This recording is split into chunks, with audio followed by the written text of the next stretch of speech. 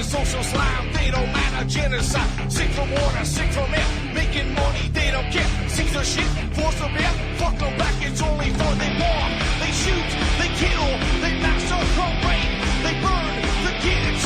No one lives countries, lie to your face, fight and die, 'cause God forgives.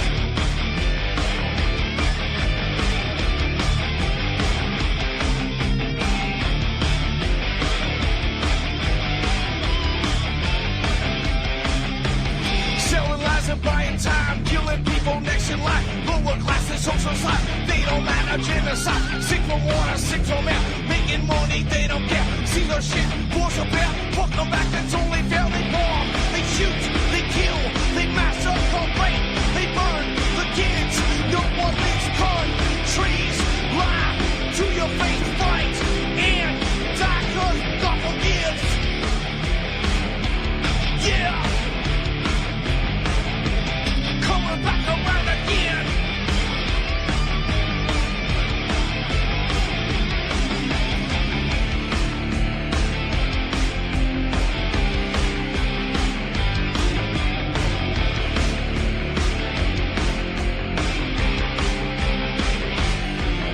Yeah.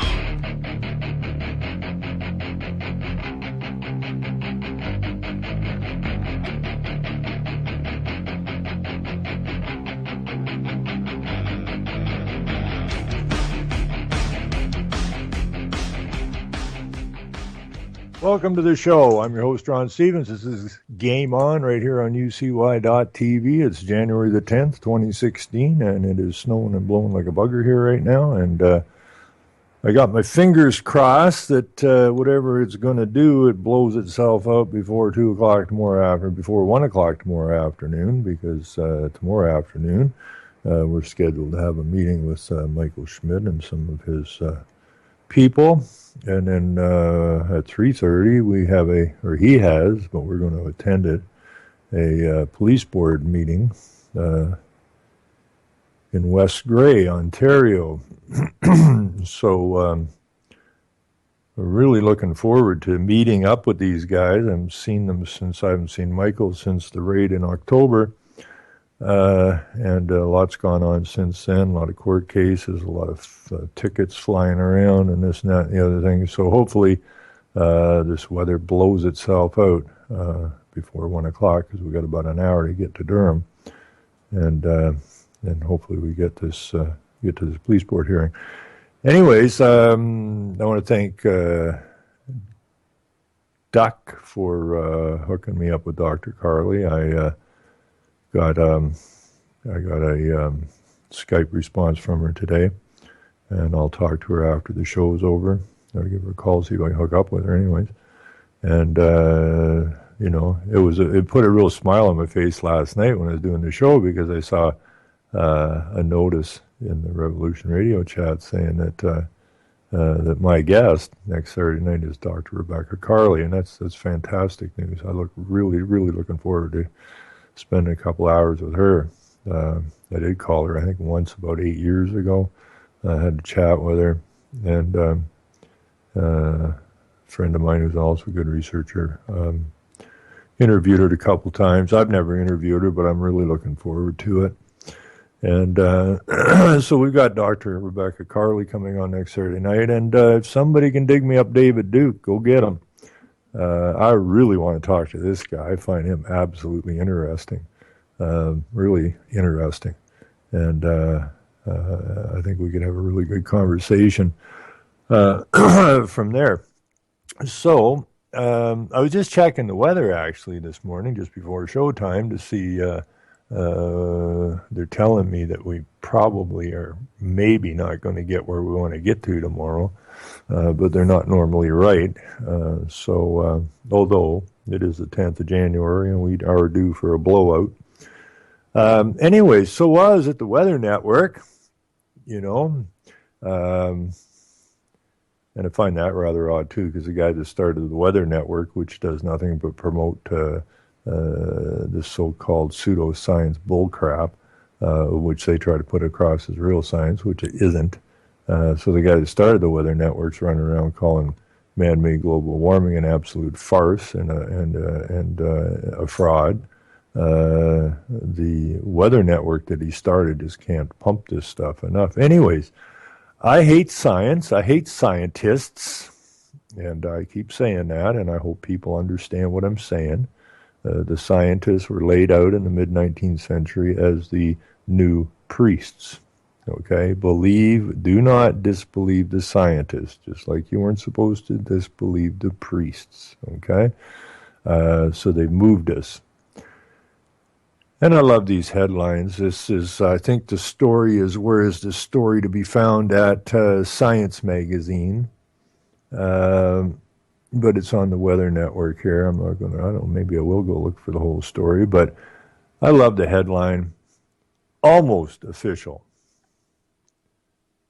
Almost official. Scientists say Earth has entered a new age. Ooh, interesting. So this is from Saturday, yesterday.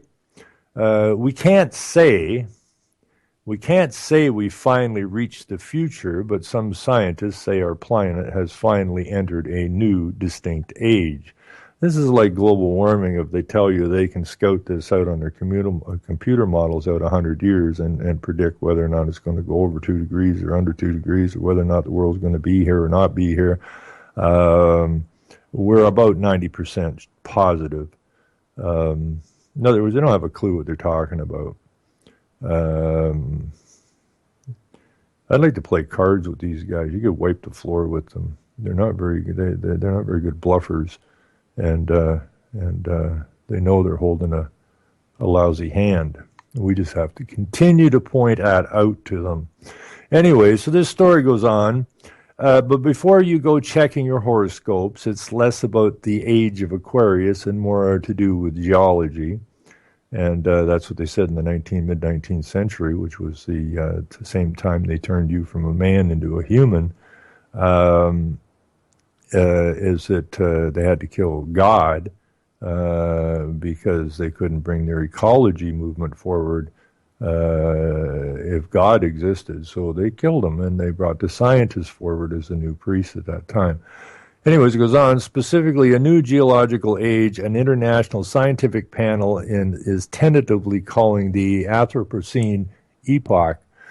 It's distinct from the current age, known as the Holocene, in that human impact on the Earth has reached a level where its evidence can be detected in sediments and ice by future archaeologists. Humans are altering the planet, including long-term global geologic processes, at an increasing rate. These scientists wrote in a paper published Friday in Science Magazine. Dr. Colin Waters, the group's secretary and a member of the British Geological Survey, told the BBC most members of the panel are in agreement that humanity's impact is now measurable in geological terms. There's still some discussion as to whether it should be formal or informal, informal or informal unit. But we'd like to have a specific definition. How about bull crap? That's pretty specific, and that is a definition, I believe. But anyways, they'll work out a definition, and then they'll be all over the news and in the schoolrooms and in the churches and in the political realm once they get their definition hammered out here. And a majority of the group are moving towards the mid-20th century for the start of this new epoch. Waters said, the 1950s, I love this, the 1950s are an attractive start date because that's when human population growth and consumption both began to spike. It's also when larger concentrations of materials such as aluminum and plastic appear, as well as evidence of radioactive materials from nuclear weapon tests, according to the BBC. The group has not yet finalized its recommendations, and the BBC describes the latest paper as more of an interim position than a final statement on Anthropocene. So basically, this is the same thing as they ramp everything up, okay?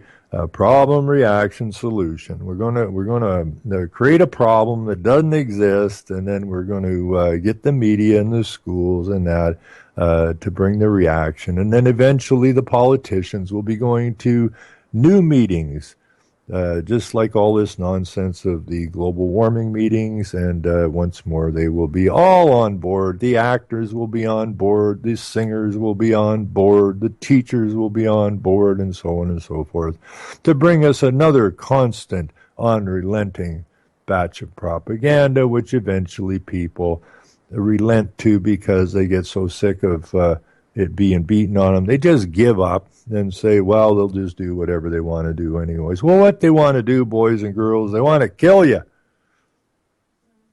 They want you off the planet. You cause global warming. There's too many. It says right here there's too many. The whole basis of it is there's too many of you. Okay? And so they're coming up with a new reason to get rid of you. Okay, a new reason. We're going to dump one reason on top of another reason until you can't take it anymore. Last night I was talking about, where they want to make it law so that a 12-year-old or younger can say, would you kindly kill me? Oh, absolutely. You're depressed. Well, why are you depressed? Well, I'm depressed because of all this negative news coming out of the scientific community. That's why I'm depressed. You keep telling me no hope for the future. I'm depressed. I don't want to be here anymore. Could you please kill me? Absolutely, no problem. We are the medical profession. We are the scientific profession. And our job is to, make you happy, eh? So if you're not happy, let's not deal with why you're not happy. Let's not have you bring up the idea that global warming is phony or this last thing is phony or any of the other crap that you fed us is phony. The entire history of the world which you fed us is phony. Let's not go there. Let's just stay with the idea that I'm a 12-year-old, I'm depressed, I can't take it anymore. I wake up one morning and I keep hearing all this nonsense. Do you feel like a boy today, little girl? If you do, you can use the boys' washroom and so on. I mean, it's just a complete messing of the minds of these children and get them in a position where the children don't want to be here anymore. And if we can kill them off before they come of age to reproduce, well, then that helps with population, doesn't it? These people need to be rounded up ASAP. They need to be put in a cell, or better still, send them to Mars. They're all yapping about we got to start a new human era on Mars. Fine, you're the scientist. You're so damn smart. Here you are. Take your politicians with you and your lawyers and your bankers because they can finance you and write the legal terminology you're going to need on your new planet. And we're going to put you on a tube, put a rocket behind it, and shoot you the hell out of here. Okay? Leave us the hell alone. There, I feel better now. But that's just the way it is. These people are lunatics, absolute lunatics. Now, I find it particularly interesting. The 1950s are an attractive start date. Well, of course it is, because it wasn't until the end of the war in 45 and into 46 when they got what they wanted from the war, and that was the creation of the United Nations and the creation of Israel. So the 1950s is obviously an attractive start point.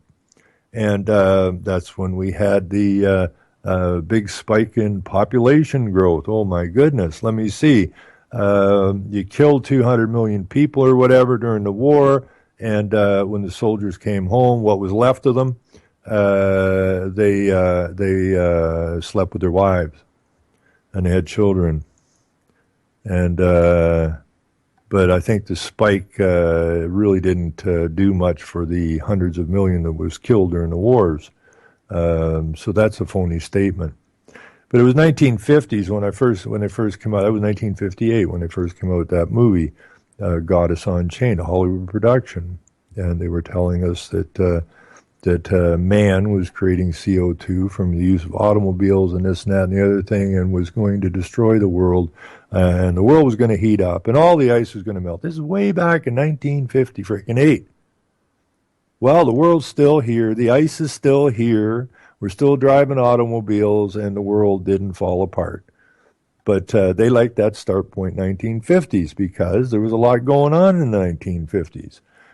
We had that nonsense. I mean, we had these scientists, telling us back in 1958 in this movie Unchained Goddess that by driving automobiles and producing CO2 emissions from coal plants and this and the other thing, that it was going to exponentially heat the atmosphere and all the ice was going to melt and Miami would be under 100 feet of water. Well, my relatives are in Miami right now and I still haven't got a call from them.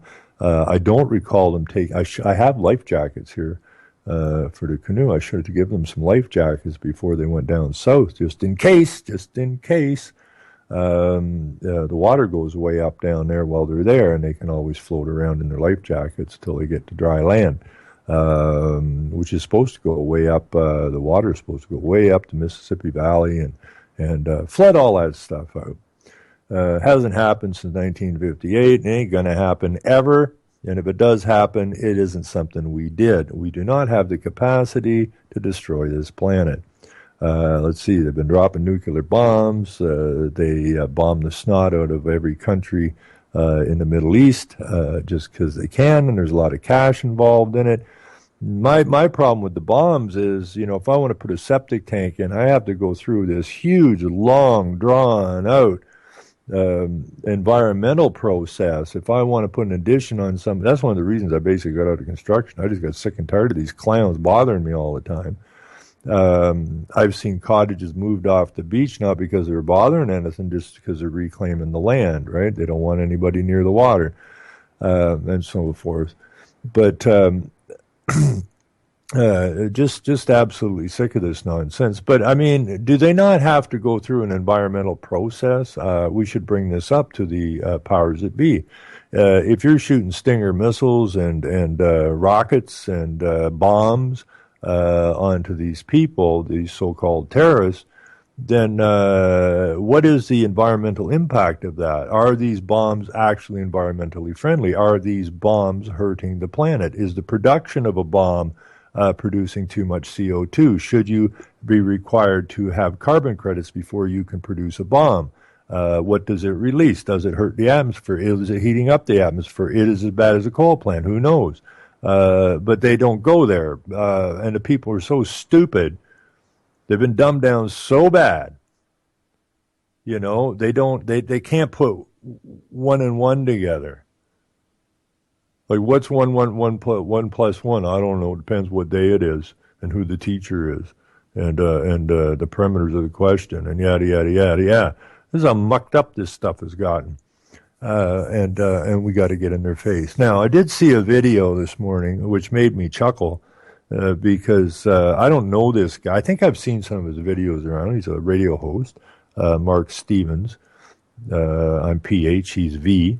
But we seem to have an awful lot in common. I watched a short video today, and he was at a city council meeting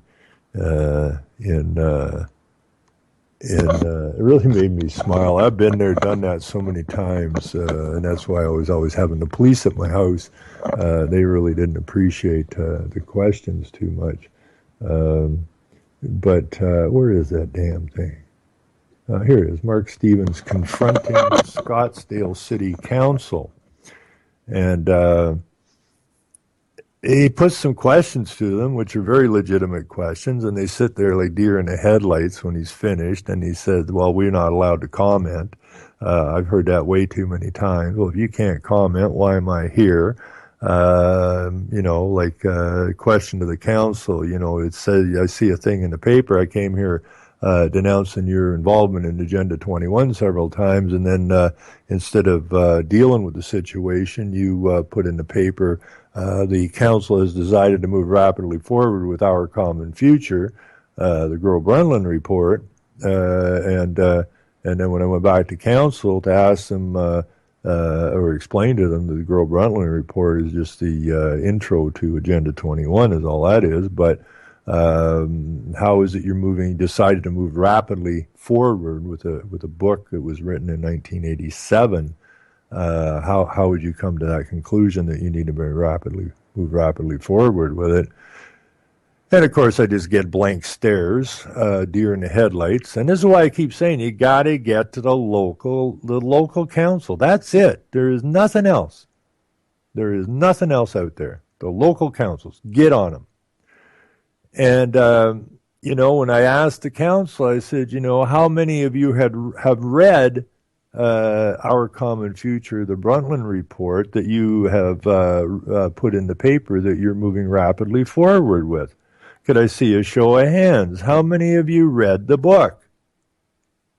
Now, it's like deer in the headlight looking at each other to see if anybody can confirm if anybody read the thing, and the heads are shaking. Nobody on the council read the book, of which they state they're moving rapidly forward. This just shows you that it is the local council that's going to cause us all the trouble. Now, Mark Stevens brings up about police and the judges in this little 4-minute clip, which is what I do as well. And that they're all in collusion. They're all in conflict of interest, all of them. They're all employed by the state. They all work for the state, and they all protect each other's butts. And the police are the legislated monopoly force that protects the state and the state actors. But now that we know that the local council, and in particular the police services boards, are tort liable, or liable and tort, whatever, for the actions of the police. And that's why I want to get over to this council or this police board meeting tomorrow, so we can stick it to them. They're not going to be happy about it, but tough luck, right? Yeah, it was. I should actually stick that in there because it's only like a 4-minute clip or something. And because you only get a few minutes to speak, and I'll stick that in the chat or somewhere. Yeah, it was interesting. I don't listen to a lot of stuff. I don't follow a lot of people, but this guy had some interesting stuff to say. It's just like it just mirrors what I've been doing at the local council. And if you're not prepared, I mean, if you can't even go to the local council meeting to stick it to them, then what good are you? I mean, really, what good are you? Bitching about Obama and bitching about whoever, and we got to get Trump and yada, yada, yada. And what good are you? I mean, the only place you can possibly make a difference on this is at the local level.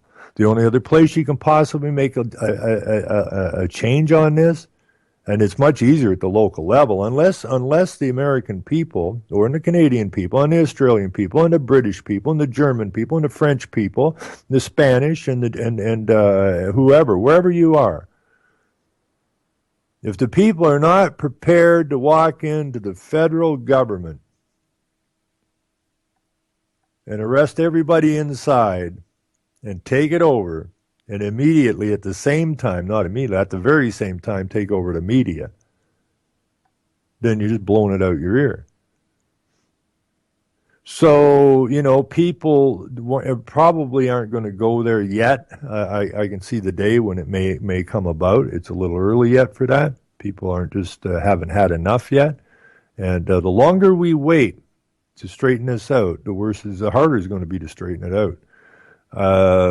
The judges at the local levels and the local courthouses are scared to death now. I know because I go to court. They're scared to death. The prosecutors are scared to death. Now the police are starting to become frightened because they thought they were being protected by the prosecutors and the Crown and the judges and that, because it's the police that have to bring the meat to the court. The prosecutor ain't bringing the meat to court. The judge ain't bringing the meat to court.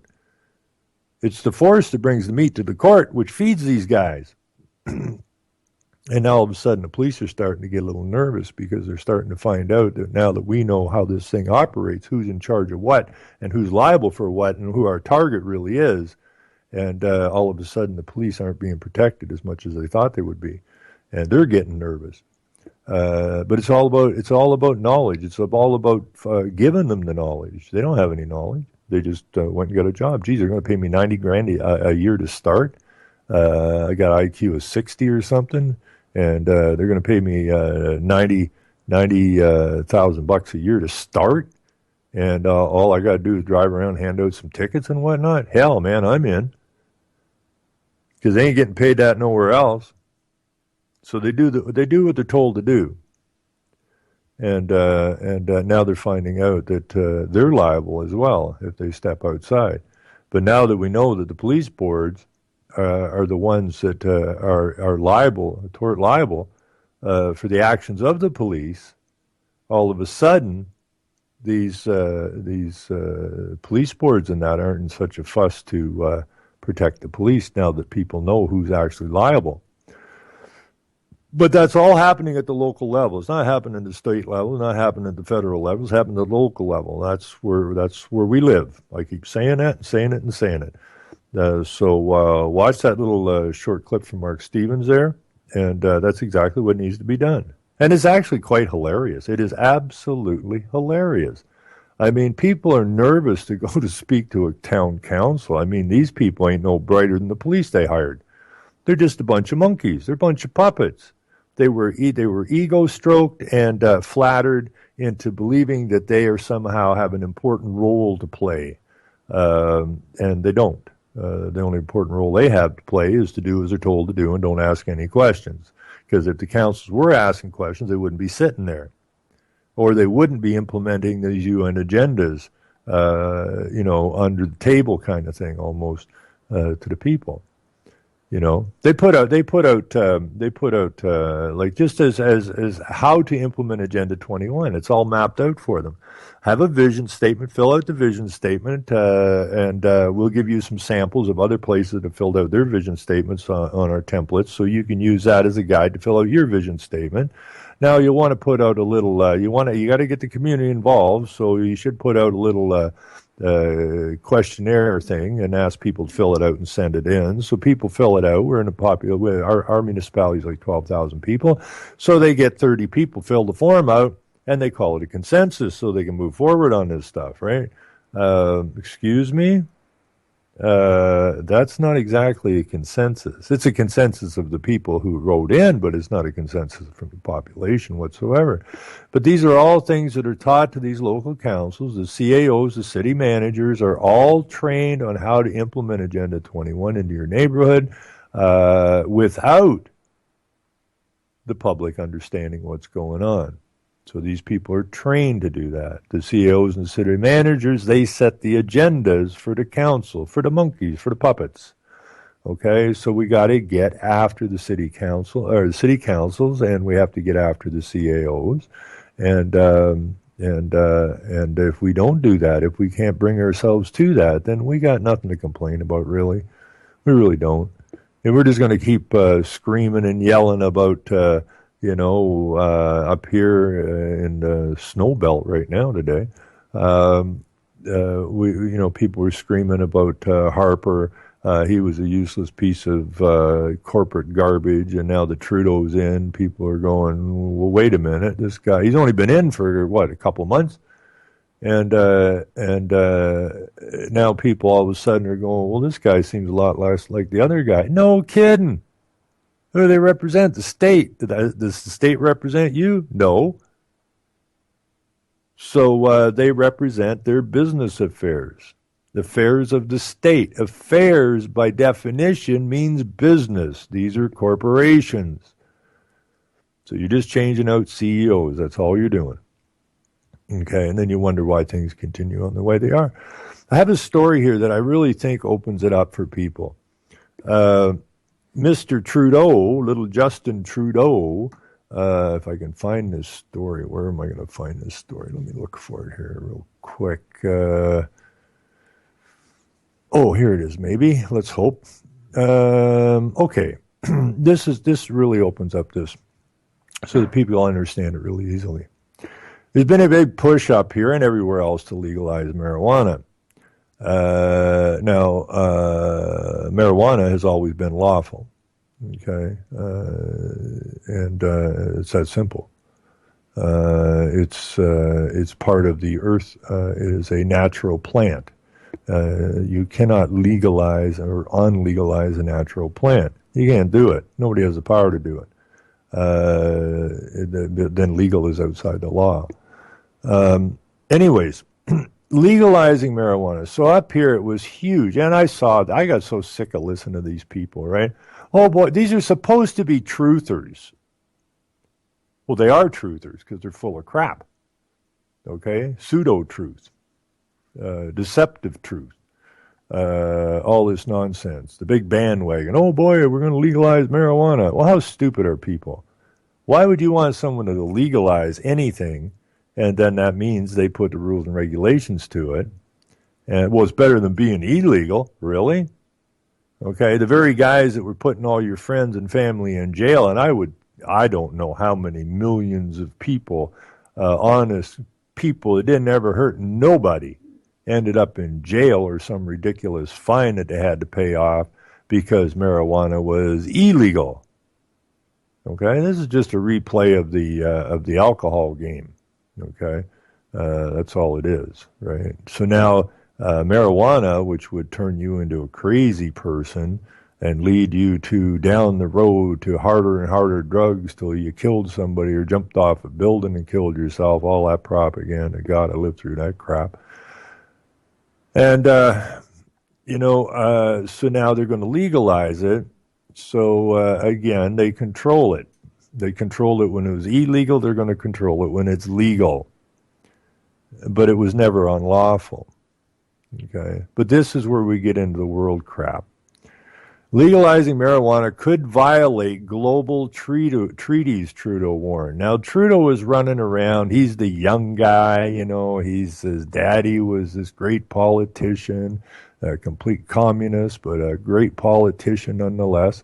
And so he was running around as the Prime Minister of Canada. I am going to legalize marijuana. That was a big part of his sales pitch getting elected. And now that he's elected, he's saying,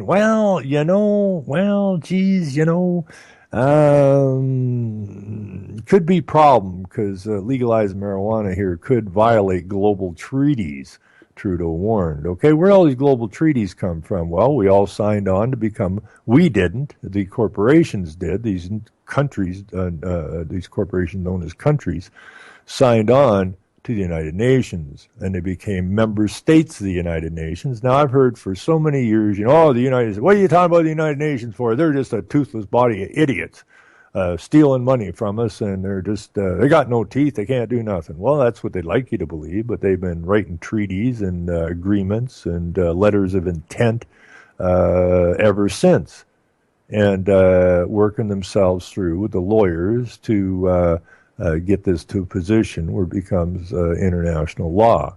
So Trudeau, who is our prime minister, apparently didn't realize that, I thought as the prime minister I'd be able to shove the legalization of marijuana through because that's kind of what I was running on. Just shows you that this guy is both an idiot and a player. And he's a member of the UNPA with all the other parties. Anyways, here we go. This is a short little story. A briefing note prepared for Justin Trudeau.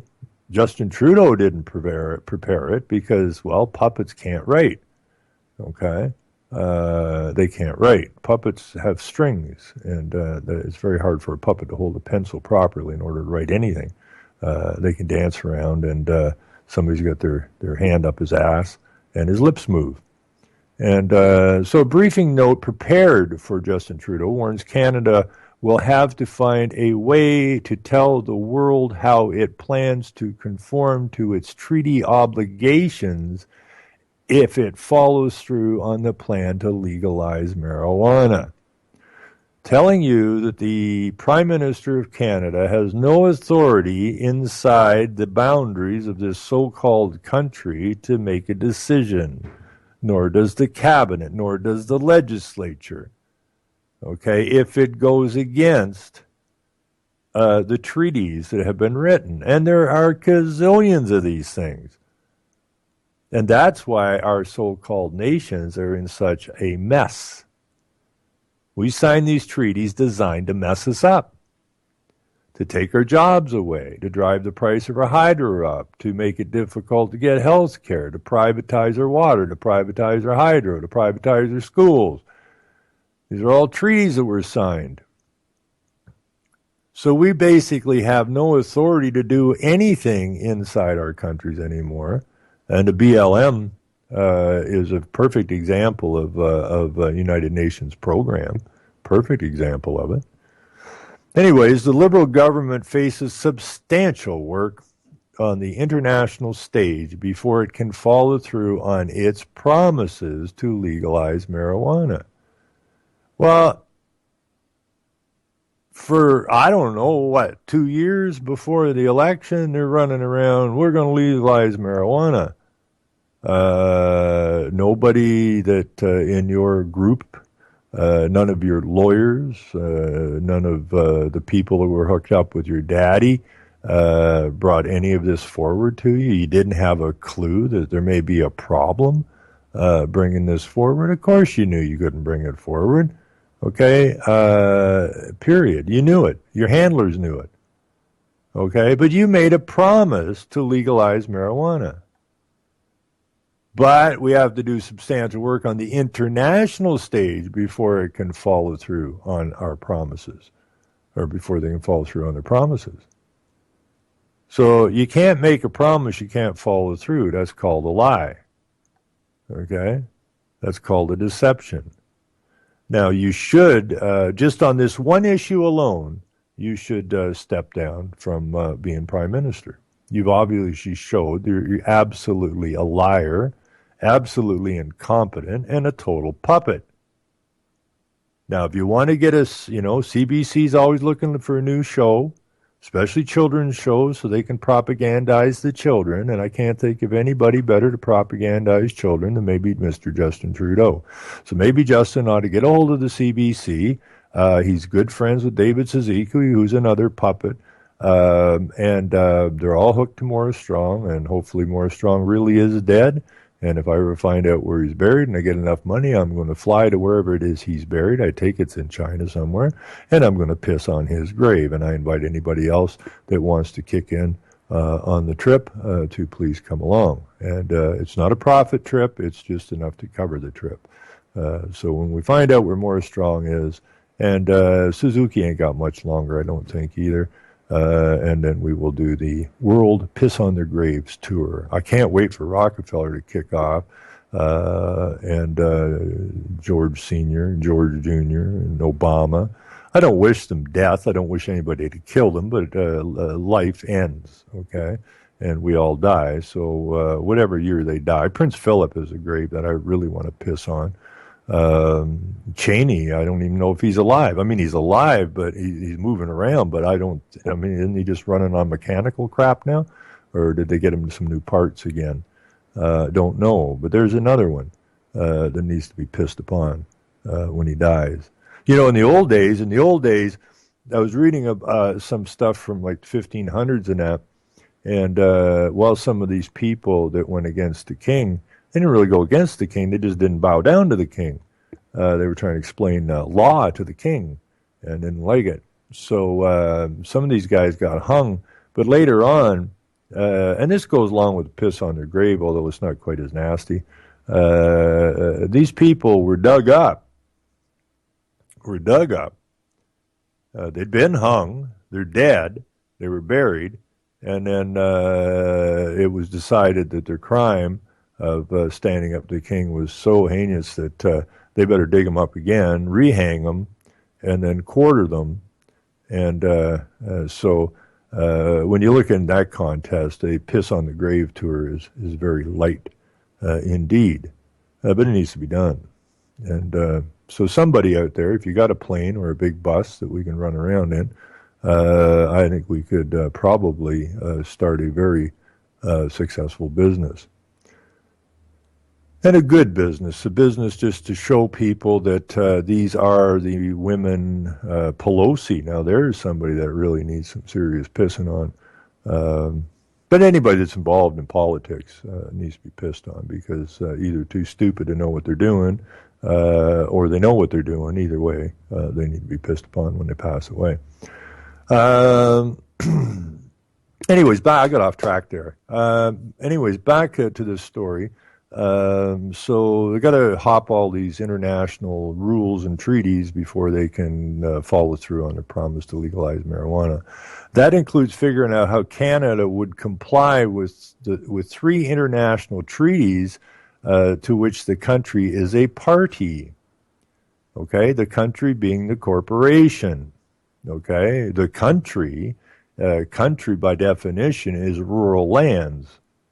Okay, so we can't read this would comply with 3 international treaties to which the rural lands is a party. That wouldn't work. So the country is what they call it, which is a corporation, all of which criminalize the possession and production of marijuana. So if the government goes ahead, and we already have production facilities in Canada producing medical marijuana, but it says here there are 3 international treaties to which the country is party, all of which criminalize the possession and production of marijuana, which just means that the government has already broken the international treaties by coming up with these grow ops that they do. So we've got some problems here. We should take the government to the International Court, which I have no use for because that's phony too, but it's a good way to stick it in their eye. Justin Trudeau plans anyways to legalize, regulate, and restrict access to marijuana is already proving a complicated and controversial undertaking on the domestic front, in part because it requires working with the provinces. Internationally, says a briefing note prepared for the Prime Minister, Canada will also have to find a way to essentially tell the world how it plans to conform to its treaty obligations. Now, none of our prime ministers and none of our politicians have the authority to be running around hooking up with this thing called the UN, which wants to be an international government, to supersede the nations, is legitimate. They don't have the authority to do it, especially when they don't tell the people what they're up to. Okay? So they've got themselves tied up, and in order they say they got us tied up. Well, we're not tied up. We're not party. We're not party to this agreement. So go grow your weed. Okay? 3252 says that the charter only applies to government employees, to government. Well, I ain't part of the government. You're not part of the government. So all of these rules and regulations are farting around will only apply to the government, which is the corporation, which is what legal is, okay? It's corporate, not law. So let them fart around with it and feel more than free to go out and plant some plants in your front yard. And I'm serious about that. We just gotta walk over these guys like the way they've been walking over us for so long. Now, if you live in a neighborhood and you could get, everybody on the street to start growing weed in their front lawn, their authority goes to hell. They don't have any authority anyways. They have legislated monopoly on force, but it's a simple thing. It's ruled by fear. Lose the fear, grow the weed, and tell Trudeau to take his UN international treaties and stick them where the sun don't shine because they got nothing to do with us. The note to Trudeau was obtained by the Canadian press through the Access to Information Act. Errol Mendez, a constitutional and international law expert at the University of Ottawa, says the government faces a long, hard slog in the global arena before it can legalize pot at home. Okay? So that just tells you that's one instance. That's marijuana. Mary Jane, have a toke, roll a joint. That just shows you how little power our governments have. They're not our governments, it's our corporations. I hate talking about this stuff. But the fact of the matter is, it's not just this place called Canada, it's a place called the United States, it's a place called Australia and Britain and all over everywhere else. Okay? Is that through the international monetary funds and the World Banks, who have indebted the snot out of everybody, that's where they get you. They get you by the financial shorts. And then if you don't want your so-called economy to go down the toilet tomorrow morning, then you best play ball. So we're going to need you to fill out these and sign on to these international treaties, because you did sign on the United Nations and you are a member state. Now, if you have any politician, I don't care if it's your president, your prime minister, anybody who does not have the wherewithal or the stamina or the spine or the heart or the moral fortitude to sign off of the United Nations, then they are in breach of trust, which is treason against the people. And they're guilty of it. There are no ifs, ands, or buts about it. Okay? All of this stuff has been under the table while everybody's out there watching their Survivor shows and their newest comedy program, or listening to their latest, greatest artiste, or going to the latest, greatest movie behind the scenes. Well, you're being entertained. They're working very, very hard. Okay? And who is the enemy of Earth? Well, you are. Okay? And what do they want? Well, through the debt program that we all seem to be under, the idea is that we are so indebted that we can't ever pay it off. And therefore, you will turn everything over to the International Monetary Fund, the World Bank, and we will all come under one house, and we will take control of the world's resource. That's been the whole plan all along, to get a hold of all resources on the planet into a small handful of people, at which they will, through the United Nations human rights, which promises you, guarantees you, you humans, you freaking stupid animals who refer to yourselves as humans, not understanding what human is, which is an animal, that they will look after the animals. And they will make sure that the animals have adequate housing and water and food and medical and yada, yada, yada. The only problem is, well, they control everything. It's like the banker in the game of Monopoly. Okay? They control it all. And when the game's over, it all goes back into that house, the box. Okay? And they control it. And they decide what is an adequate amount of water. They decide how much hydro you're going to be able to use. They're going to decide where you can and cannot transport yourself to. Okay?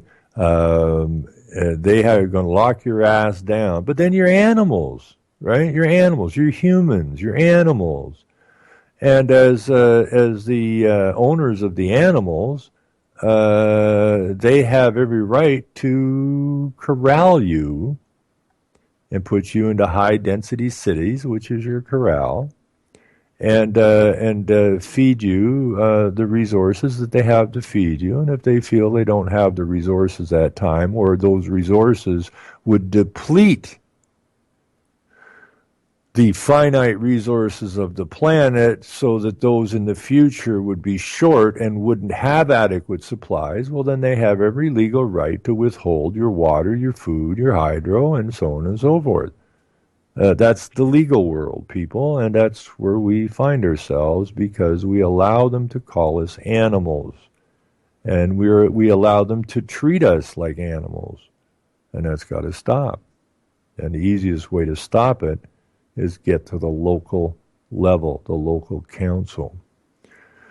Now, there's some good news, too. There's always bad news and good news. That was, to me, good news, because, although there's some people who would probably read this a little differently. Oh, my God, who are these people sticking their nose in our, Justin promised to legalize marijuana, and we're all looking forward to it. Come on, Justin. Come on, Justin. So they play Justin as the hero, right? He's going to be the sword master. He's going to be swinging the sword at the internationals, I suppose. Depending on who you are and how you read this thing, right? If it's read differently than the way I read it, it's not read in reality. Now, let me see here. Well, while we're on the thing with Trudeau, and let's see here. Trudeau again condemns pepper spray attack of Syrian refugees in Vancouver. Police say a man on a bicycle rode by the Muslim Association of Canada Centre and sprayed 20 to 30 people gathered outside. The pepper spraying of Syrian refugees in Vancouver has prompted sweeping condemnation, with Prime Minister Trudeau saying it doesn't represent Canada's attitude towards migrants. And that is, it doesn't represent the corporation attitude towards migrants. Okay? And the migrants coming in order to destroy this society. There's also these immigrants, these migrants, when they become citizens, they become a source of funding. Okay? Once they get their citizenship papers, that's another financial instrument that can be traded on the market. So they bring them in, but the main reason is to destroy the Constitution or the Charter, which really doesn't exist, and to destroy the idea of Christianity, where law comes from. Okay. Anyways, Vancouver police, that is the force, are investigating the Friday night incident as a hate crime. Police said a large group was gathered outside a Muslim Association of Canada Centre during a welcome night for newly arrived Syrian refugees when a man on a bicycle sprayed the crowd. Boo! Well, 15 people, including children, were treated for exposure to the spray, police said. Well, wait a minute. The G20 meeting in Toronto in 2010, the police, I don't know how many gallons of pepper spray they sprayed on the good people of Toronto in their protesting against this internationalization of our nation. I don't know. A lot of them. They caged them like the animals, they call them, the human cages for the human animals. And the human animals were acting up. So for our own safety, we had to get gallons of spray, and we had to kettle these people and hold them in the miserable weather and strip them down. And but that's not a hate crime. What were these people protesting? I don't know. What were the words of Prime Minister Trudeau at the podium that no media ever bothered to voice again? Never told the Canadian people. This is a loss of national sovereignty. Some people don't like it, but it's just a simple reality, says Mr. Trudeau to the reporters who never bothered to report that. Meanwhile, outside, people are being beat up, dogs sat on them, pepper spray city, but that's not a hate crime. Now, why isn't that a hate crime?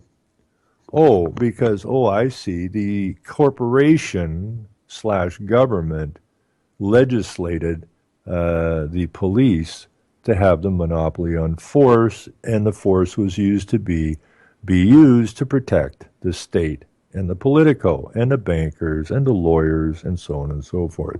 But some guy driving by on a bicycle, let's go with a spray container, and sprays 20, 30 people, whatever, and this is now a hate crime.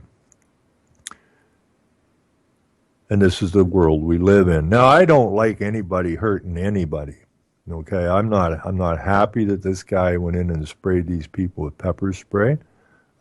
Me, personally, I went and had a meeting with the Muslim youth and spent a couple hours with them explaining that they were dupes, that they were being used as rubes in this whole thing, and explained how this is going to shake out, that they've been lied to, they're being used, and they need to wise up to that fact.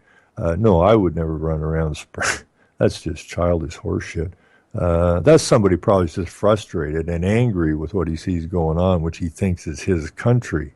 And we should all be angry. Anger is a gift, used properly. But anyways, so let me go through here. Let me see here. About 15 people, including children, were treated for exposure to the spray, police said. This isn't who we are and doesn't reflect the warm welcome Canadians have offered, Trudeau posted to Twitter on Saturday. And I love that Trudeau uses Twitter because Trudeau is a twit, and all twits should Twitter, I guess. Anyways, Newall, Adu, said she was standing outside with the refugees who were waiting for a bus back to their hotel when suddenly everyone began to cough and feel their eyes burning. We saw people coming out of the building and they were in worse conditions than us, she said.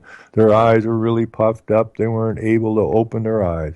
I condemn the attack on Syrian refugees in Vancouver. This is not who we are and doesn't reflect the warm welcome Canadians have offered, said Trudeau.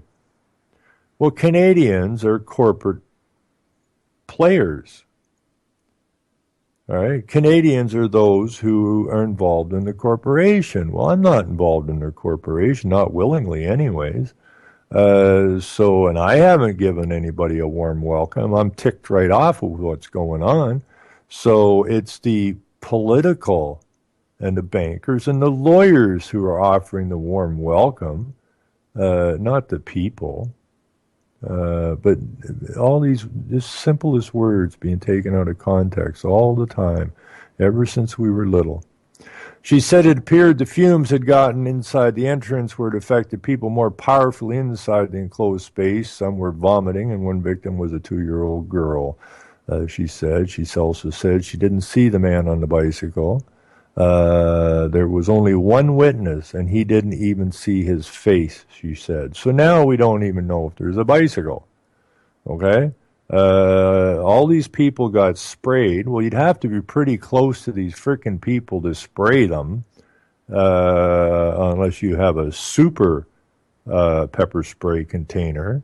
If you watch the G20, these police were right in the people's faces before they let them go with the spray. So we figure that that these 20, 30 people, whatever, got sprayed by a man driving by on a bicycle. Obviously, he would have had to been in very close proximity to these people, but there's only one witness.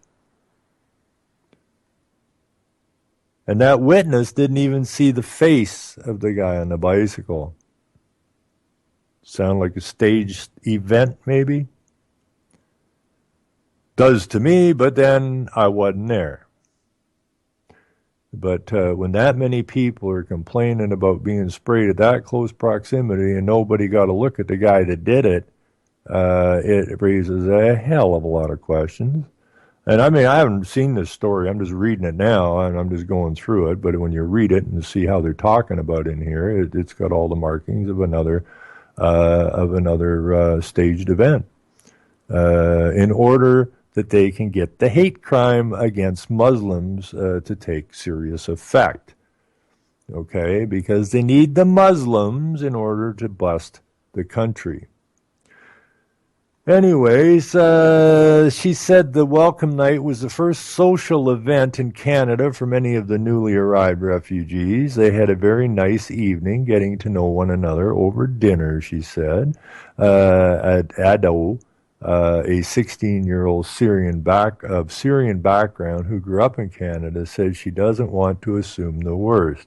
I hope, she says, it wasn't a hate crime. You never know. Maybe it was just a nutcase that was going around. But if it was, then I'll just say that Canadians should know better. Okay, now so we have these Muslims looking down their noses at us, okay? They are basically giving us a psychological slap. Maybe it wasn't a hate crime. Maybe it was just a nut job going by on a bicycle.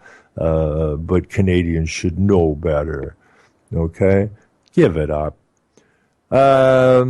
Vancouver Police Chief Constable Adam Palmer said a number of sections within the department were assisting with the investigation, including a hate crime detective and a Muslim liaison officer. Okay?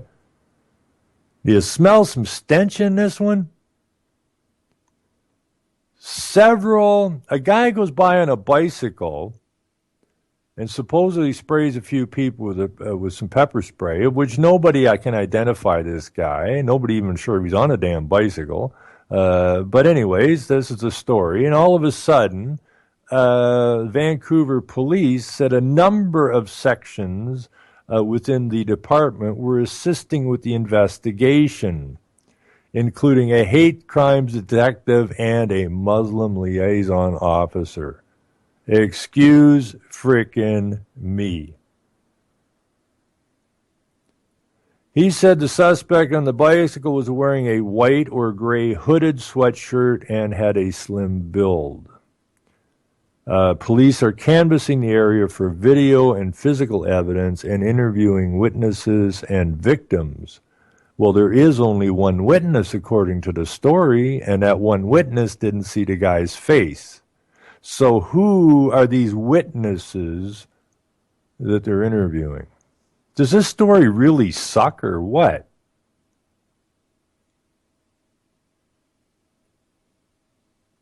Anyways, police made no arrest on Saturday. It is a very troubling, here we go. It is a very troubling situation. The actions of one man have shed a negative light on a lot of the positive work that has been done to welcome the Syrian refugees into our communities, Palmer said. We're going to put the necessary resources into this investigation to identify the suspect, solve the crime, and make sure we assist the victims in this troubling incident. Meanwhile, in Vancouver, there are thousands of people living on the streets, got no shelter, got no health care, they ain't got nothing. Trying to find a place to live at night, trying to find some scraps of food, and how much assistance are they getting from their government? Absolutely squat, zero, nothing. I've seen all kinds of videos where the police in Vancouver, when they're walking down, what's it called, East Hastings, which is basically Skid Row, Vancouver, shouldering these homeless people or giving them a shove or kicking them or whatever. They have absolutely no respect for their own people. And these are their own people. But falling over backwards to make sure that these people are quite comfortable, that are being used to destroy the lives of the people already here. This is really sickening. We're going to put the necessary resources in this investigation to identify, solve the crime, and make sure we assist the victims in this troubling incident. The Muslim Association of Canada issued a statement saying the incident was regrettable and urging law enforcement to take swift action against the perpetrator. These same Muslims are the ones that don't recognize the law of the nations they move into. They only recognize Sharia law. So to have the Muslim Association of Canada issuing a statement saying the incident was regrettable and urging the law enforcement to take swift action against the perpetrator, these are Muslims that over in Britain and Sweden and everywhere else come in and they don't just say thanks for welcoming your country. They claim the country. Okay, they claim in the country. This is our country, not your country. Okay, and when the police go into their districts because there's all hell breaking loose, what do? Do they stand down to the police? No, they run the police the hell out of there. And I've seen videos where the police are actually running away, and they claim Sharia law. Okay, Allah is God, and that is the law, and we don't deal with your shit. So get out of here. So we got people don't get what's going on here. No, not if they're reading these things in the newspapers. They're not going to get what's going on. However, it is important to note that this incident is actually just in welcoming Syrian refugees into the country, have welcomed refugees and chosen tolerance, it's said. As Canadians, we will continue to draw on our shared values to reject this violence and send a clear message to individuals and groups that seek to divide us. That seek to divide us.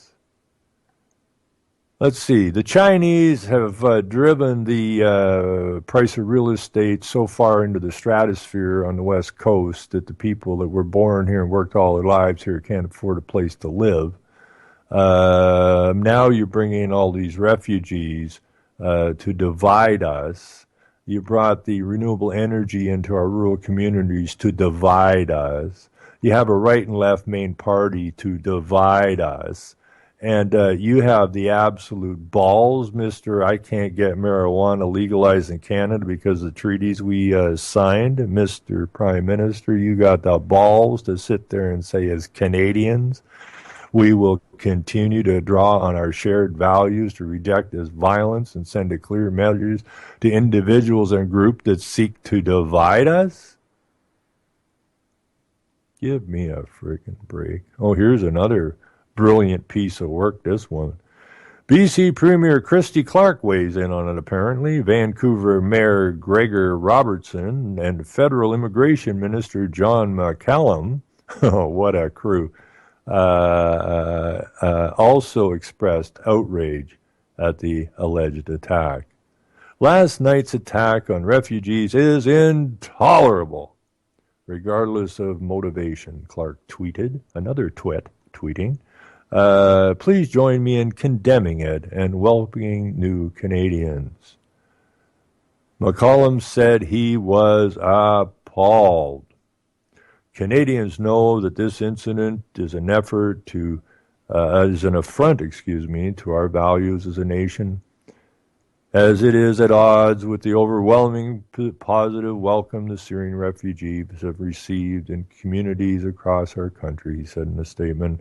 I would also like to assure recently arrived Syrian refugees that those who gathered last night to support and welcome them embody the Canadian spirit. That is the corporate spirit, which is a dead spirit, which is necrophilia. And that's why we have so many pedophiles around here too. This attack in no way represents their new home. Not yet. Not yet. We're going to wait for enough Muslims to get in here, and then we will see what attacks on our home look like. Not their new home, our old home.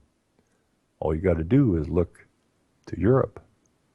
The government has committed to welcoming 25,000 Syrian refugees to Canada by the end of next month. Thousands have already arrived, and more are on the way. And anybody that says anything negative about these new Canadians, I love it. New Canadians, they're not Canadian. It takes 5 years to get a Canadian citizenship. And over those next 5 years, they will use it to implement Sharia law. And so that's the game plan. But, we'd best not say anything because we don't want to get in trouble and we don't want to be politically incorrect. Now, here's a little bit of good news. I think we're going to use this in my friend's court case against the police. I would believe we will probably use some of what's in this particular story. Sammy Yatmans, the young gentleman that was killed on the transit bus or the streetcar in Toronto, being shot multiple times, while standing in the doorway of an empty bus with a small pocket knife in his hand, with a large contingency of police surrounding the entrance to the bus, where this young gentleman was in no position to harm anybody, maybe himself, but nobody else. We used to play a game when we were kids with knives. And that's before you couldn't have a baseball bat in the school because it was a weapon. But, we used to play knives. We had a game where you would shoot knives, try to get people to spread their legs or whatever. And you could only you had to be within so far of their foot.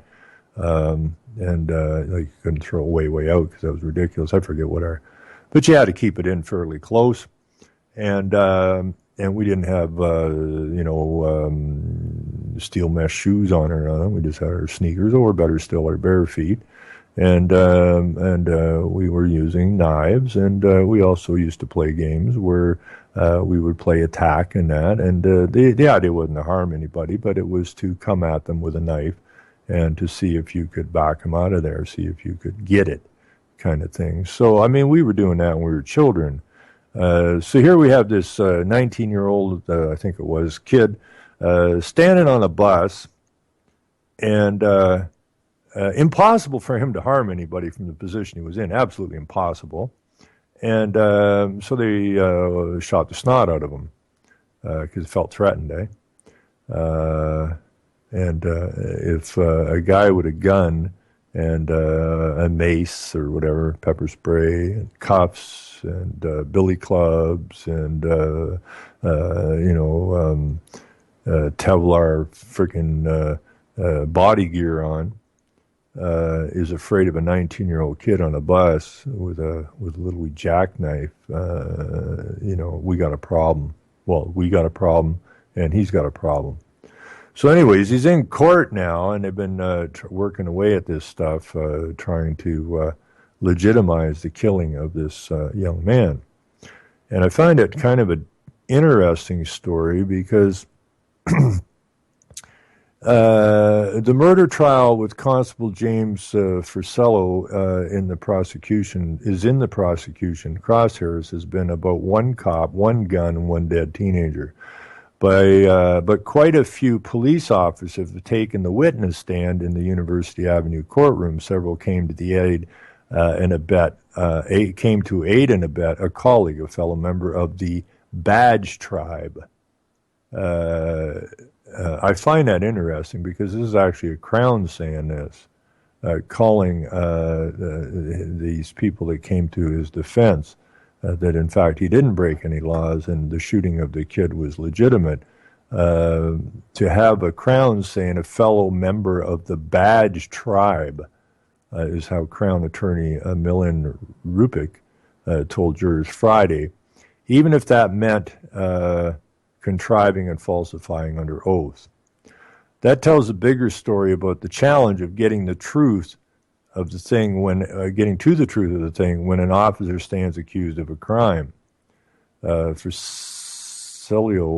32, has pleaded not guilty to charges of second-degree murder, attempted murder, and aggravated assault in the July 2013 shooting of knife-wielding 18-year-old Sammy Yetman aboard an empty Dundas streetcar.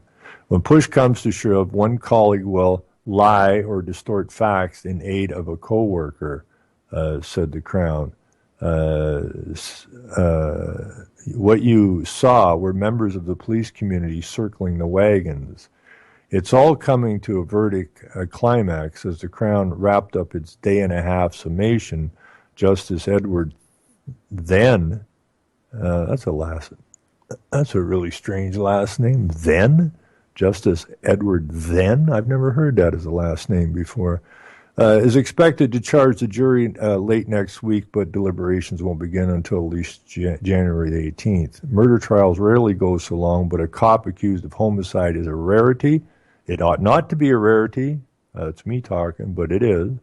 The legal prism through which use of force must be viewed by virtue of latitude provided to law enforcement in the criminal code reflects a kaleidoscope of jurisdiction and self-defense not available to ordinary citizens. In your deliberations, you may wonder about what kind of allowance we should properly give a police officer when they see a teenager holding a knife on a streetcar. There is a law in Canada that says when police may and may not use lethal force. It is the rule of law that separates this country, corporation, from other places in the world. In Canada, police officers are not permitted to kill anyone unless it's reasonable and necessary in order to prevent the death or grievous harm. Frisello testified that the lethal outcome of that confrontation with a defiant, non-compliant Yetman, while regrettable, was reasonable, necessary, justifiable, in accordance with his training. He also said that I got the word wrong there, but that the young guy was aiming to come off that streetcar and had to be stopped because he posed calamitous risk. I don't know if you've ever seen the video of this. This kid was hurting, The bus driver asked him, if there's something he could do, and the kid, I want to talk to my dad. Now that sounds like a dangerous kid. That really sounds dangerous to me. If you can't talk your way down, if you can't talk this guy down, I mean, where's he going? He's on a bus. He can't get off the bus. Go get his dad, right? Go get somebody. Get the kid a piece of pizza. Sit down. Shoot the shit with him for an hour, 2 hours, 3 hours. Okay? That's how you deal with this. I mean, these people running around with guns ought not to have guns. If they don't know how to deal with a situation as simple as that, and you couldn't get a more simple situation than that to defuse, and to stand there and pump I think with 9 shots he pumped into this kid, and then they tasered him.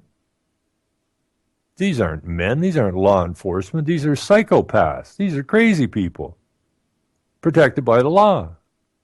Anyways, the prosecution maintains it was none of those things, that the situation could have been and should have been de-escalated had Frisello not gone immediately for the last resort option, firing his Glock, here it is, 9 times in 2 separate volleys, and the kid was struck by 8 hollow point shots. In the second day of closing arguments, the Crown zeroed in on the police witnesses who had buttressed the defendant's position from the witness stand. There was Frisello's partner, Constable Iris Fleckenstein, who the Crown reminded changed her evidence several times since the shooting, about unholstering her gun, about seeing Yetton put his arm up in mock surrender, and who described the one pace forward as a large step or lunge step, what the Crown characterized as a deliberate false statement to make it appears Yetman was coming forward, dovetailing with the defendant's testimony. I don't know what that's all about. There was Constable Robert Furyk, who testified seeing Yetman trying to get back up after the first volley, which had severed his spine. But Furyk arrived on the scene at 12:01:10 after the second volley, after the first, after fact justification for the second volley of shots. The Crown pointing out Furyk had never mentioned those details in his memo book. There was the evasive, combative Sergeant Dan Prevexi, who, under investigation for misconduct in the tasering of the young man, he upheld Frisello's original claim that Yetman was making every effort to stand up after the first volley, though video evidence disproves that. This is baloney, said the Crown, a shameless attempt to paint a false picture of the young man. And there was Ontario Police College instructor Paul Bonner, a civilian. His performance in the courtroom was frankly a disgrace. The Crown ended on a ringing note of judicial integrity. In our system of justice, in our liberal democracy, police do not get to judge themselves.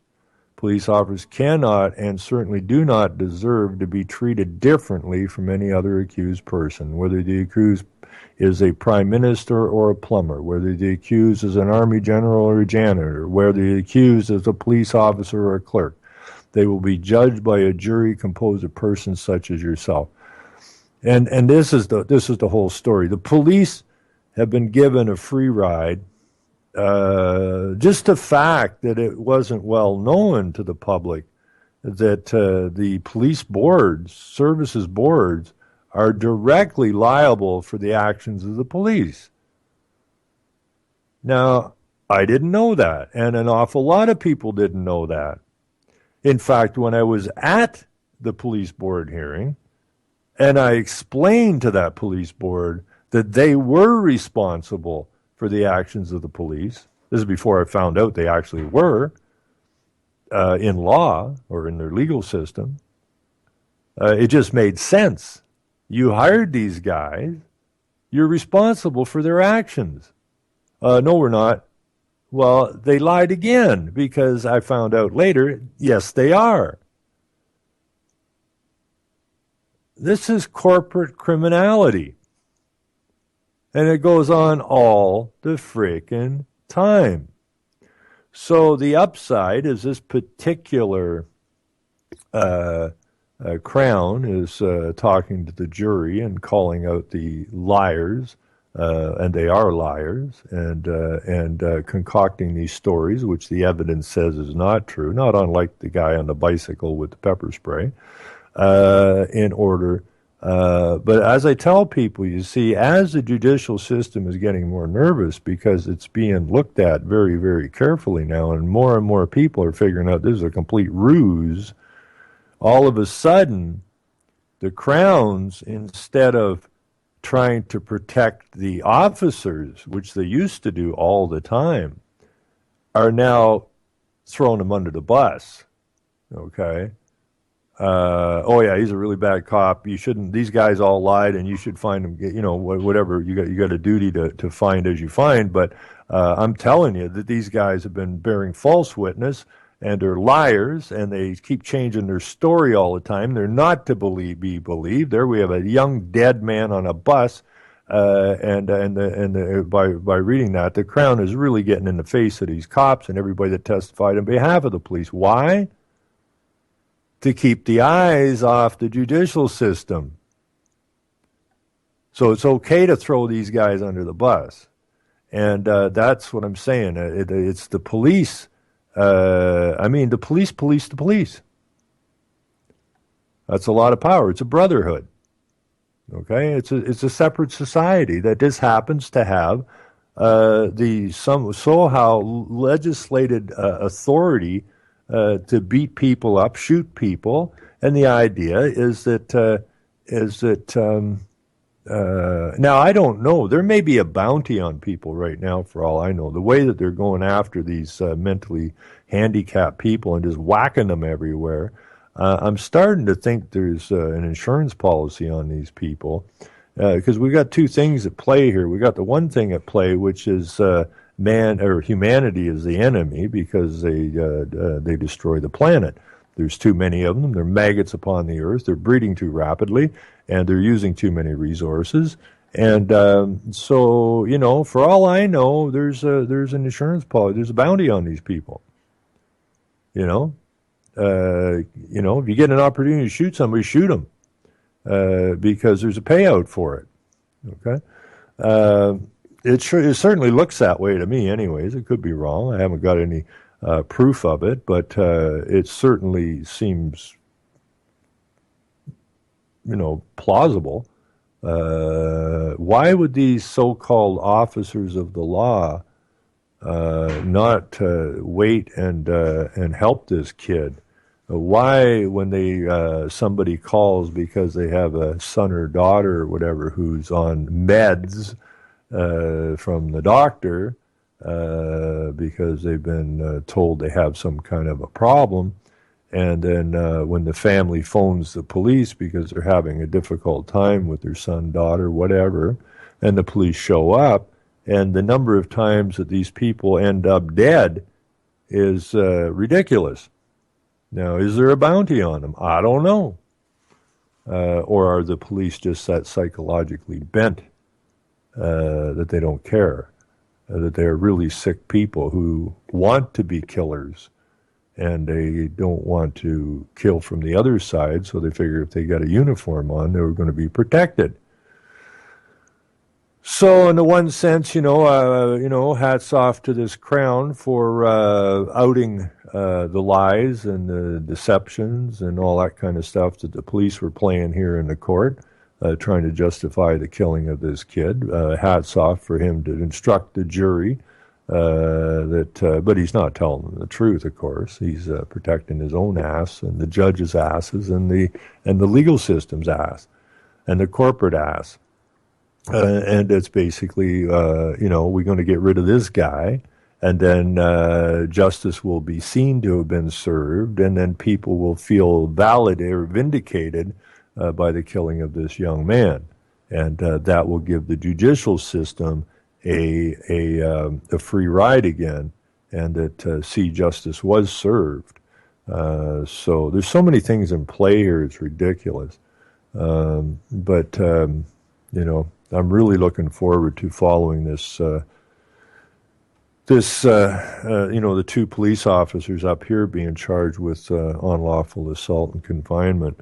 It's tough to get them into court, and so my friends got them into court now. We're going to keep them in there. They've already tried to bail by offering money and a civil out-of-court settlement. And I thank my friend for having the wherewithal to tell them to stick that idea where the sun don't shine. It's not about the money. It's about what's right and what's wrong. And he knew that he could take the money, and then these guys go about their merry way harming people again. Can't go there, We got to get this set straight. So that's a thing that I think that we can use some of this stuff, even when we go to the police board hearing. Stick that in their ear, and if they don't like it, tough luck. Now, this is a story I saw this morning, and when I went to get my coffee, and the next coffee I make, by the look of it, is going to be made right here. I like to go for a walk. It's just like, I don't know, what is this, 4 or 5 blocks up the road. I like to go for a walk, get a coffee. I did that last night before the show, and I had a most interesting conversation with the clerk there, and it kind of gets me going. And but looking out the window right now, I think the coffee I went to get this morning, and I was absolutely soaked to the skin when I got back, because it was just that wet kind of half rain, half snow stuff coming down when I walked up.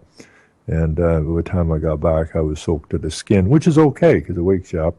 But the way the wind's blowing now and the snow is flying around, next coffee I have will likely be made here at home. Anyways, that has nothing to do with the show, just what I got to say. Anyways, I saw this on the front page of a paper this morning when I went to get my coffee. And I don't read papers much, although I've been reading them all morning here. But some of this stuff is so off the top. I mean, it's ridiculous, especially since we've done all this background checking and background research. Now to see these stories front and center and understanding how and why they're written, they're okay to read. Anyways, this was on the front page of the paper in Canada, in my little town, when I went to get my coffee. The faces of American gun violence. The mass shootings produce less than 2% of gun deaths and injuries in the United States. It's the little noticed local tragedies and gun suicides that make tighter gun laws a critical and immediate necessity. Now, this is printed in a Canadian paper, and it comes from the Washington Bureau, and by a guy named Daniel Dale. And what we have is a picture here. White House guests and victims of gun violence, including gun control advocate Jennifer Longden Wright, arrive and greet one another before U.S. President Barack Obama delivers remarks about his efforts to increase federal gun control in the East Room, January 5th, 2016, in Washington, D.C. Now, see, the thing is that none of these people that are in this room, in this picture, even realize that they're not in America. I mean, that's what kills me. They've gone to Washington, D.C., which is not a part of America, to listen to a CEO who's the CEO of the corporation called the United States, which happens to have its headquarters in D.C., and nobody there seems to understand they've left America. They have left America and went to D.C. And the guy in D.C. is supposed to put strict gun regulations on America. We don't have any jurisdiction. None. Anyways, just before Barack Obama, or whatever the names he's using, seems to have a lot of aliases, got choked up on national television. I missed that. I saw something went by that Obama cried about guns. It could be why he's crying, is the boys that put him in office are saying, hey, Obama or Barry, we put you here for a reason, you dipshit. Okay, and we need you to get rid of these guns. That's why you're here. We couldn't get a white guy to do this, so you're in charge of doing this, but you ain't doing a very good job. So if you don't get the job done soon, son, you may find yourself in some serious, serious trouble. Maybe that's why he was crying. Could be why he was crying. Anyways, Longden is an outspoken and able gun control activist. She will remind you that she is by no means confined to her wheelchair, but she can't stand. The President of the United States was walking toward her minutes from taking his boldest leap in support of her life's work, and that is what was on her mind. I shook his hand and I said, Mr. President, I am so sad that I cannot honor you by standing up, she said, emotional again from her home in Arizona, because that's all I could think of in the moment. My God, the president's in the room and I cannot stand up. Obama held her hand and hugged her tight. I'm going to puke before I get through this one. I know it. Langdon, 55, has been paralyzed from the mid-chest down since 2004. She and then fiancé, a Taekwondo champion, were driving to a Mexican restaurant when they were sideswiped. Someone inside the red truck then shot them both. They never found out who or why. On Tuesday morning, stationed behind Obama's right shoulder as he spoke and cried. Longden was surrounded by people who lost loved ones in mass shootings known worldwide. Newtown, Charleston, Tucson, and Virginia Tech. Such rampages fuel the U.S. gun debate. They produce a tiny fraction, less than 2% of American gun deaths and injuries. The wealthy world's runaway leader in shooting casualties has earned its place of shame. One little noticed local news story at a time. God, this is going to tear me up just like the unknown guy on the bicycle in Vancouver, kicking off the spray. It's a stain on our country. It is horrific that we can allow this carnage to privately, quietly, unacknowledged pile up like this, Longden said. Longden, still a gun owner herself, has been threatened and spit on by extremists who oppose her vocal work to tighten gun laws. She has been hospitalized on at least 20 occasions with the infections, fractures, and assorted other ailments that come with being shot and paralyzed. Obama moved her, but she is not, Obama moved her, but she is not a big fan of gun control done through easily reversible presidential orders. She wants Congress to make lasting legislative change, and soon. She believes her next infection will kill her. By the time her young adult son has kids of his own, she said she'll be long dead. I just want to leave him a legacy that he can be proud of when he tells his children about their grandmother, she said, teary once more. I want him to have something to say. Dorothy Pau's father shot himself dead in Maryland in 1965. Her son shot himself dead in Maryland in 2012. I don't know how we got to there, but Peter was 25, a witty environmental scientist. Oh, okay, here we go. With a girlfriend of 5 years, a new house in the Baltimore suburbs. He had shown no obvious signs of deep distress. Maybe he found out in the environmental movement and the science he was involved in was a complete and total fraud and couldn't take the reality of knowing what he was involved in. That's a very real possibility. of what was going on there. After he died, Pa, a Navy veteran and former gun owner, began trying to educate herself on how gun suicide can be prevented. She was startled by what she discovered on the websites of gun safety organizations: nearly nothing. I almost did not find the word suicide, she said, and I'm thinking, how can you address this issue and leave that out? I was like, I can't believe it. U.S. gun homicide gets almost all of the public attention. Gun suicide shrouded in stigma is far more common. Of the 32,000 gun deaths per year in the U.S., about two-thirds, more than 20,000, are from people shooting themselves. When Obama mentioned this, Pa 59 teared up before he did, thrilled that gun suicide was finally on the radar, mournful of the tremendous cost and lives it took to get us to this hopeful point. Much of the American public believes the people who kill themselves by gun would find another way to die if guns weren't available. Most experts say this is not true. Suicidal impulses are often temporary, and other methods are far less to succeed. Now we get into this. The Israeli military cut its suicide rate by 40% between 2005 and 2008, simply by forbidding many soldiers from taking their guns home with them on the weekends.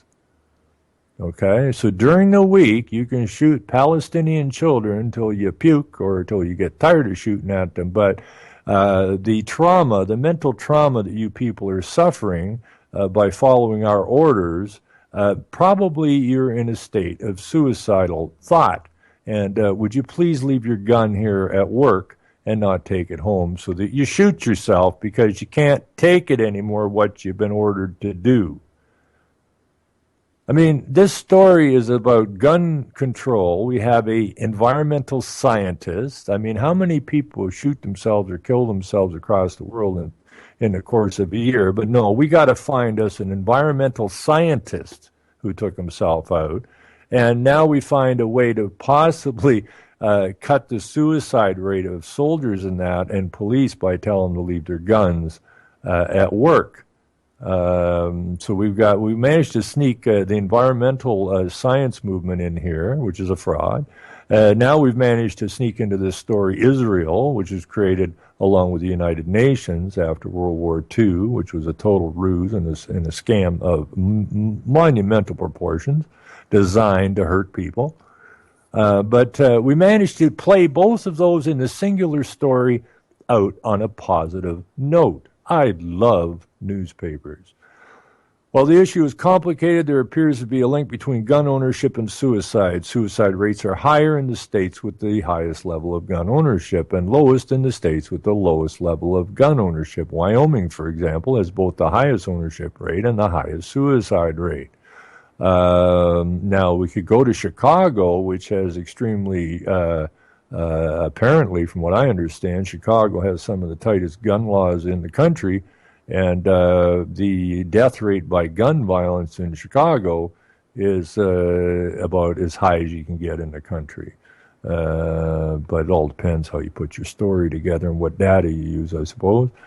Dale Volker, 53, a Wyoming County club manager and gifted multi-sport athlete with no history of depression, had a shotgun for skeet shooting in 2013, prescribed a cocktail of drugs after a series of surgeries on his knee and spine. He shot himself dead with no warning.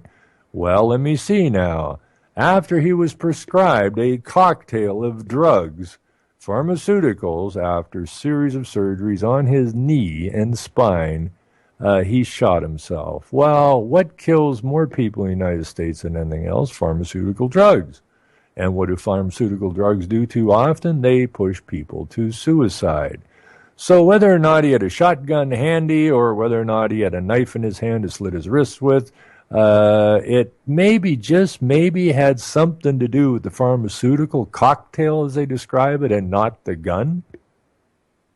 The gun was just a way to get away from the pain and the stress and the mental anguish the man was in, probably because of the mind-altering cocktail that was prescribed to him. I think it was a very quick, rash decision, and there was the shotgun in the house. Paula Volcker, 50, said Saturday. I really honestly think that if there hadn't been a gun in the home, he would have more time to think about it. He'd have had to go find one elsewhere, and maybe he'd still be here. And again, maybe he wouldn't be.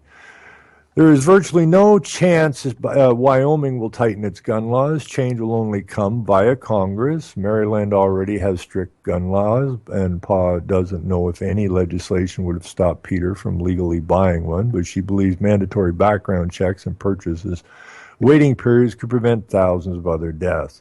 It's not really about him, she said. When I was brought to my knees with losing him, I said something has to be done. Whether it would have helped him or not, I know for a fact, based on the evidence, that it will be of help to some other mother's son. There are groups across America with names like Parents of Murdered Children. Barbara O'Neill founded one she called Mothers of Murdered Sons in Savannah, Georgia. She could have been even more specific, Mothers of Murdered Black Sons. I see, okay. She could have been more specific. It's not murdered sons. She could have been more specific and called it Mothers of Murdered Black Sons. Okay, so we'll get the racist angle in here as well.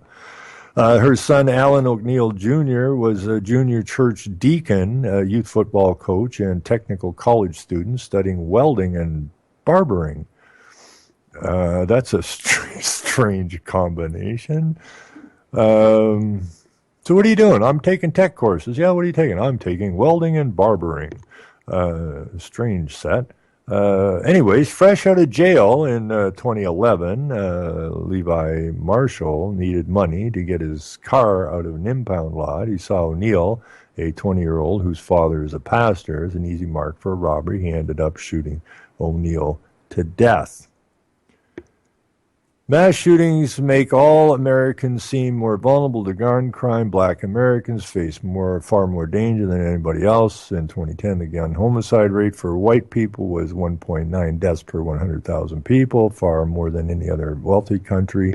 The rate for black people was 14.6 deaths per 100,000, nearly the rate of South Africa. Violence between members of urban gangs, the culprit identified by some pro-gun whites as part of the disparity, but only part. There are thousands of dead black men like Alan O'Neill Jr. shot for being in the wrong place or looking at the wrong person or being too sweet. He always come up and hug me and kiss me and tell me he loved me, and he did that night, said Barbara O'Neill. And I was on the phone with one of my church members, and he told me he loved her, and the next thing I know, my baby was gone. Her neighbor knocked on her door to let her know he'd been shot. 4 years later, this Thanksgiving, that neighbor's own son was shot to death. Georgia, like much of the South, has lax gun laws. Savannah had nearly 60 homicides last year, the most in 25 years. The solution isn't as simple as strengthening regulations on gun purchase. Most of the crime guns recovered by local police were stolen. O'Neill, who supports mandatory background checks and smart gun authentication. Now, smart gun. I mean, smart food, smart bread, smart phones, smart. Terrorist. That's what smart is. Smart, terrorist. Same crap, same garbage, propaganda, just being driven down your throat. Anyways, Mothers of Murdered Sons holds a meeting every 3 months in a restaurant or a house. They start with prayers, then the floor is open, and 10 to 20, 30 women talk about the aches. A few others seem to understand. Her eyes filled with tears this week, she said, when she realized her president felt her pain too. Now, why am I reading this in a major Canadian newspaper? Okay? Because it is just like politics. Okay? Good cop, bad cop. Okay? On the world stage, Canada is the peacekeeper, yada, yada, yada, and America is the hawk. Okay? And America goes in and blows the shit out everywhere, and we come in and bring in humanitarian aid and that. That's why Canada was one of the major first signers on the UN agreement and on the earlier one. So the League of Nations. So this is about good cop, bad cop again. And the Canadians read this and poo-poo America. Why can't you be more like Canada? Well, we have gun violence here. We have a very small population here, but we have gun violence here. One of my school friends, when I was growing up, was killed with a shotgun. Now it was an accident, and accidents happen. It was a stupid move. I'd moved out of there just before I was 15, and I went back there when I was about 18 to visit. And he was one of my very good friends, and his folks ran a water ski school and some other businesses. And I went looking for him around town. I said, we seen Paul around, and they said, well, he's dead. And I said, well, what happened there? And they said, well, on his 18th birthday party, which would have been not long before I got there, that there was a loaded shotgun in the hall closet or something, and somebody at the party pulled it out and didn't realize it was loaded, and turned around and went bang, it's your birthday, only the gun was loaded, and that was the end of Paul. It happens, okay? It shouldn't happen, but then people die in car accidents. People die constantly from botched operations in the medical profession. But it's not really the question. It's about desperation of people, okay? Why are people killing themselves, okay? That's the question. Not how are they killing themselves. Why are people shooting people up and robbing each other? Why is that? What's the problem behind it? Well, I don't know. Your government, corporation, in order to destabilize society, has made sure that there are more than enough drugs flying around, both pharmaceutical and illegal drugs, to keep everybody in a state of chaos mentally. You take away all the good-paying jobs out of the country, all the manufacturing jobs out of the country, and you lay the type of poverty down on top of people. You run people out of their homes into the streets, and they haven't done anything wrong, okay? They got conned by the financial system and put into hardship, and now they're living in tents and trailers and stuff in the richest country on the friggin' planet. Well, not ours is, Canada is, because we got a lot less people and more resources, but strictly speaking, what's the cause of all of this? Why are these army people shooting themselves when they come back from these so-called missions overseas? Why? Because they saw the reality that they're dealing with, and they can't deal with it. Okay, they're mentally destroyed. They're supposed to, you're born. You're supposed to have a happy family.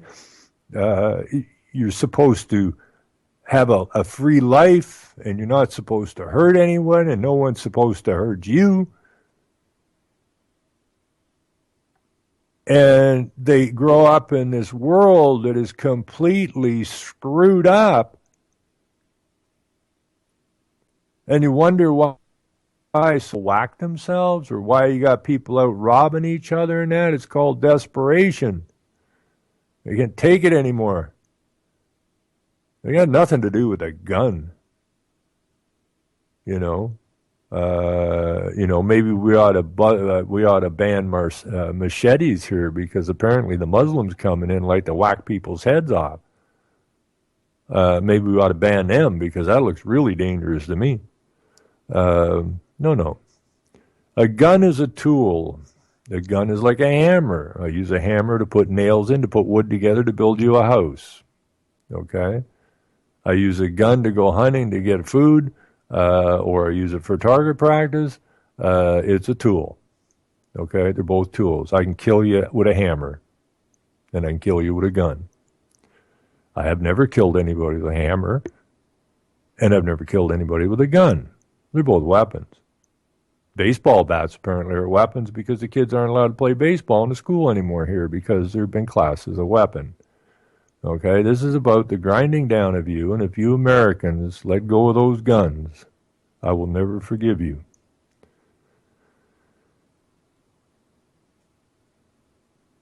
America and Canada, because I do believe, and Australia, I do believe Australia is going to get really kicked into high gear here soon. I'm hearing some really positive stuff out of Australia now. People are getting the deceptions that have been laid upon them, the lies, the entrapment, the slavery. They're getting all that really quick now. So I do believe it was going to be the ex-British Empire countries, if you will, who are going to turn this on its ear before it's over. We're all under British so-called law, which is corporate law. Our countries are all the head of state is the crown, which is Britain. They run the banks and they run the law system, and they have the DC there to run their military missions for them, to destroy any country that won't bow down to the bankers and the lawyers. And that's all coming home to roost now. And we're gonna win. I have absolutely no doubt in my mind. Fewer and fewer people are taking the political system seriously. Fewer and fewer people are taking the judicial system seriously. I mean, all you have to do is look at it to see how uneven that playing field is.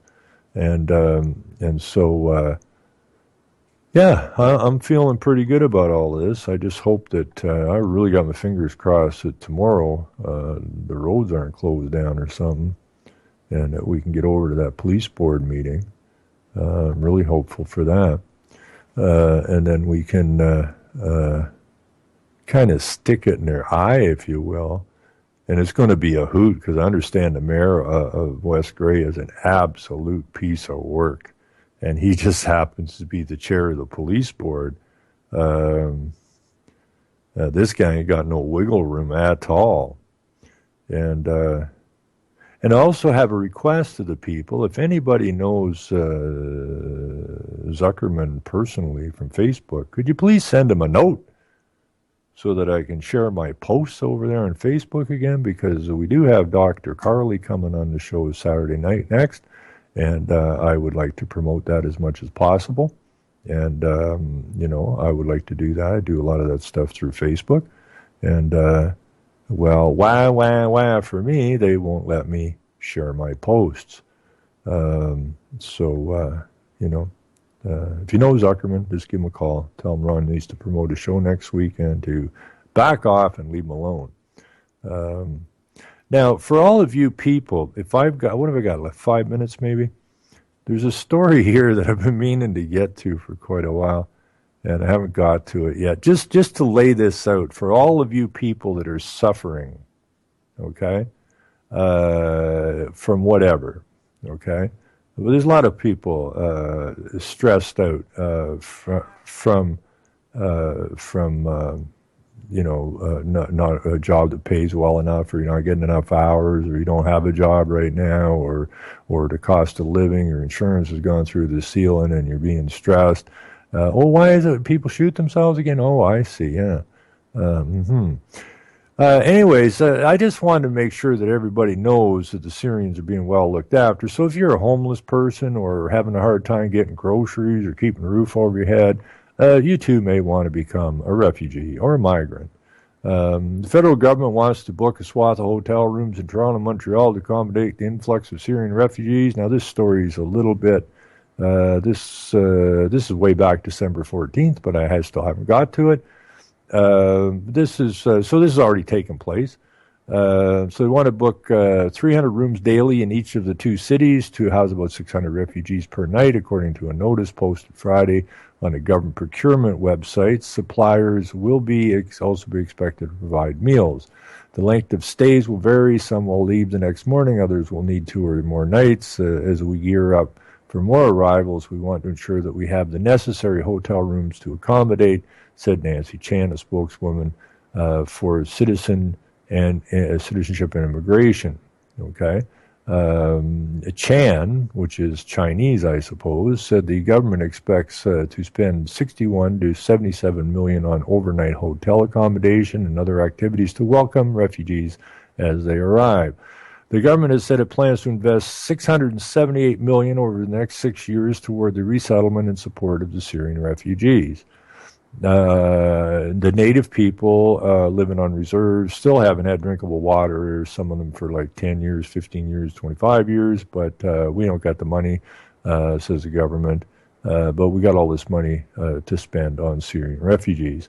On Monday, Immigration Minister John McCallum, who was with the TD Bank, I believe, at one point, and is also a member of the UNPA, United Nations Parliamentary Assembly group, said I was working very hard to meet its pledge to resettle 25,000 refugees by the end of February, including 10,000 by the end of the year. Royal Jordanian Airlines flight with more than 200 people is expected to land in Toronto. Where am I trying to get to in the last little minutes here?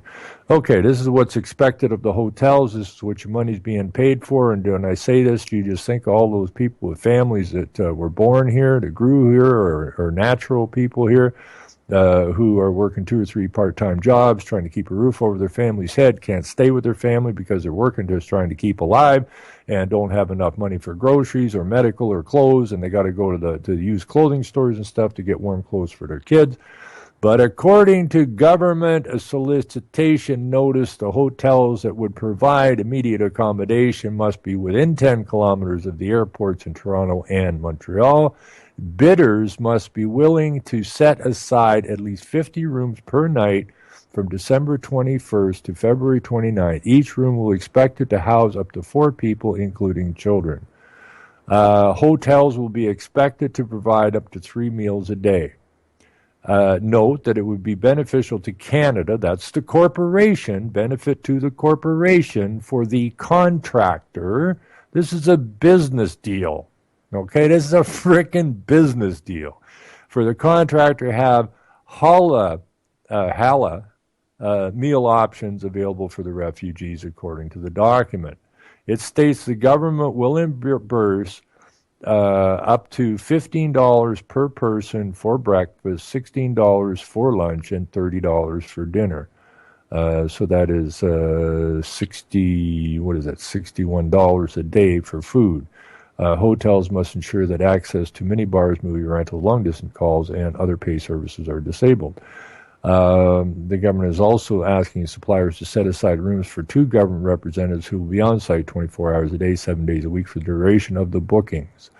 Now, so each of these people that are being housed in these rooms for free, which you're paying for, will get a food voucher worth $61 a day. Now, $61 a day per person, or 60 is, what do we got here? It's, what is that? $420 a week? Is that right? Yeah, 6, 7, 42. Yeah, $427 a week for food per person with a really nice hotel room. Meanwhile, in this country, in the United States, and Australia, and Britain, everybody's taking these people in, have thousands upon thousands, tens of thousands of people, maybe in the States, hundreds of thousands of people, who are underfed, underhoused, underclothed, undermedicated. I don't want to say medicated, but they don't have access to medical if they get cut or whatever. Don't have a dime for those people. The veterans, who also have to wake up because they're not really in an honest business, but the fact is they come home and they're treated like the dogs that Kissinger said they were, dogs of war, kicked around, and you know, there's all kinds of families that, you know, you say, well, you have that's $60 per day per person, right? And there's all kinds of families out there, families in 4 of that. If they had $60 a day to put into food for the family of 4, they'd be in heaven, you know. We got to change this out, folks, and we're the ones that are going to do it. I hear music. I'll be back here on Tuesday, 7 o'clock, Thursday, 7 o'clock, next Saturday night. Dr. Carly's going to be on. I want to thank everybody for hanging in here today, and be good, and we'll see you Tuesday night. Take care. We're out of here. They shoot, they kill, they massacre, rape. they burn.